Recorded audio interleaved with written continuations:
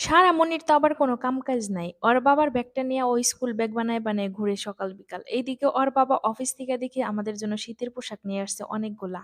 আমার জন্য যেগুলা নিয়ে আসছে সেগুলি সারার বাবা আবার ধইরা, ধইরা দেখাইতেছে। আর এইদিকে প্যাকেটগুলা খুইলা নিতেছি। সারামণির জন্য কত্তগুলা দেখি সোয়েটার নিয়ে আসছে। সারামণির তো শীতের পোশাকের অভাব নাই। আবার নতুন কইরা কত্তগুলা শীতের পোশাক নিয়ে আসছে। আমাদের সবার জন্যই নিয়ে আসছে অবশ্য। যতবারই শীতের পোশাক আনে এইবারের শীতের পোশাকগুলা একদম সবচেয়ে বেশি ভালো লাগছে। এইবারের শীতের পোশাকগুলি অনেক মন মতো হইছে। খুবই উন্নত মানের কাপড় ছিল এবং খুবই আরামদায়ক ছিল। আমার ভাগ্নিরে বলতেছিলাম যে শীতের পোশাকগুলা ধইরা, ধইরা দেখো তো এগুলি এবার আমার ছিল। এইজন্য ও আবার ধইরা, ধইরা দেখাইতেছে। ব্ল্যাক অ্যান্ড হোয়াইট এই ড্রেসটা অনেক ভালো লাগছে আমার কাছে।